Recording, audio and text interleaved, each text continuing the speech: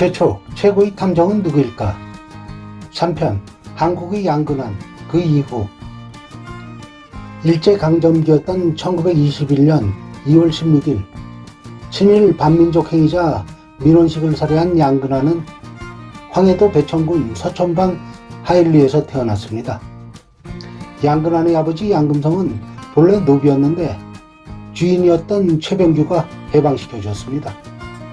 최병규는 한국 최초의 일간지 여기자였던 최은희의 부친으로 인문계학교인 동명학교의 설립자인데, 양근환은 최병규의 배려로 동명학교에 입학해서 신교육을 받게 되었고, 그 후 경성공업전습소를 졸업한 뒤 1916년 일본으로 유학을 가서 와세다 대학을 다니던 중 친일파 노릇을 하는 민원식을 처단하기로 결심하고 도쿄역 호텔 제14호실로 찾아가 비수로 민원식을 찔러 살해하고 일본을 떠나던 중 체포되어 무기징역형으로 일본의 형무소에서 복역하다가 1933년에 석방되어 고향에 돌아왔지만, 일본 경찰들의 철저한 감시와 통제 속에서 지내다가 1945년 8.15 광복이 되면서 자유의 몸이 되었고, 그 후 한국민주당에 입당하면서 1945년 11월 뜻이 같은 청년들을 모아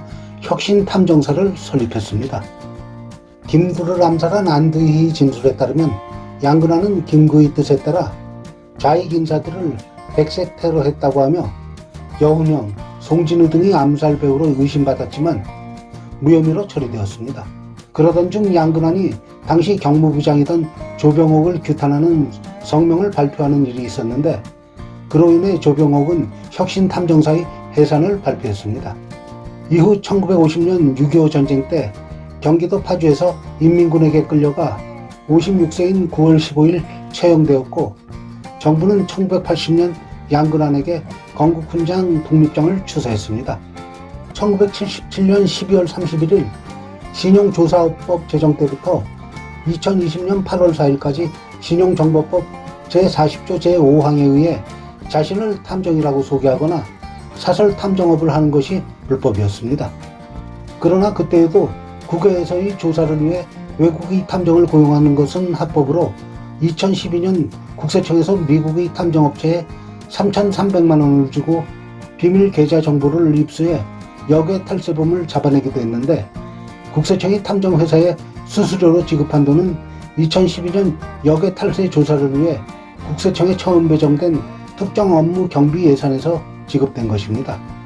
한국, 대만, 일본 중 대만은 탐정제도가 없으며 탐정업이 가장 활성화된 나라는 일본으로 많은 탐정 창작물이 오래전부터 인기 있었던 일본이지만, 2006년 탐정업 업무의 적정화에 관한 법률이 제정되기 전까지는 법적으로 인정되지 않는 직업이었는데, 법 시행 이후 직업으로 인정받게 되었으며 면허가 없어도 허가 없이 신고만 하면 탐정업을 할 수 있어서 탐정업을 하려는 사람은 영업소 소재지를 관할하는 공안위원회에 신고서를 제출해야 하고, 담당 경찰이 탐정업자의 영업소를 관리 감독하게 되며, 탐정에게 주어진 권한은 일반인과 거의 동일하지만 일부는 일반인과 달리 허용되는 부분도 있는데, 가령 팔짱을 끼고 모텔에 출입하는 커플을 일반인이 몰래 촬영하면 범죄가 되지만, 정식으로 탐정업 등록을 한 탐정이 의뢰받은 불륜 현장의 증거 수집을 하는 것이라면 법적으로 허용이 됩니다. 하지만 아주 위험한 상황일 때의 방어 행위도 최소한의 정당 방위권 정도밖에 인정되지 않으며, 체포 등의 사법적 권한은 일체 사용할 수 없고 민사 및 가사 등에 한하여 업무를 수행하지만, 가끔 형사 사건에 관련된 일을 탐정이 수임하는 경우도 있는데, 탐정에게 사법 권한이 없으므로 형사 사건에 대한 직접적인 수사를 진행하는 게 아니라, 증거를 확보하지 못해서 경찰에 신고해도 경찰이 수사하지 않을 때 수사에 착수할 수 있는 증거 자료 등을 수집하여 수사를 시작하도록 요구하기 위하여 탐정에게 증거 수집을 의뢰하는 방식입니다.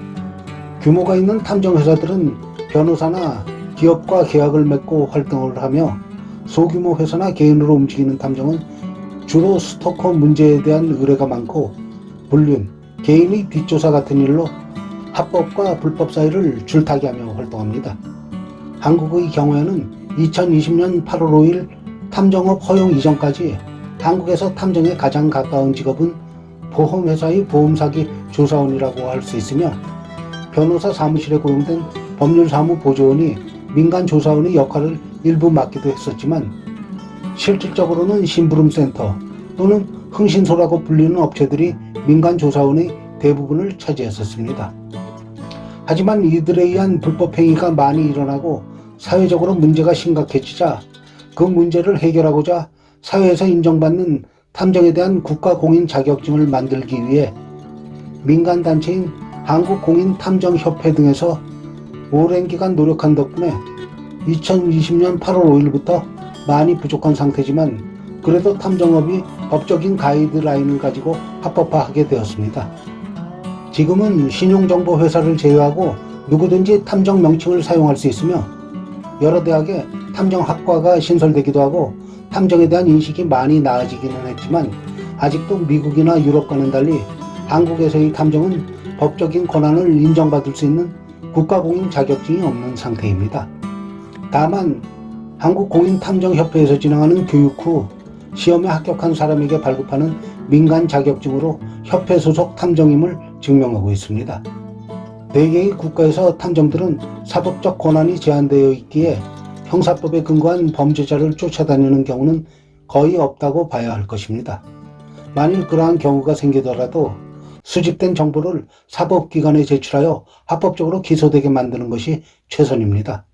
소설이나 영화처럼 사건을 깊게 파고드는 것은 현실에서는 목숨을 내던지는 무모한 행위라고 할 수 있으며, 현실에서는 탐정의 말을 믿고 수사 권한을 위임해주는 경찰 관계자도 없으니까 허황된 기대는 아예 안 하는 게 좋습니다. 모두의 미소가 밝은 세상이 되길 기원합니다.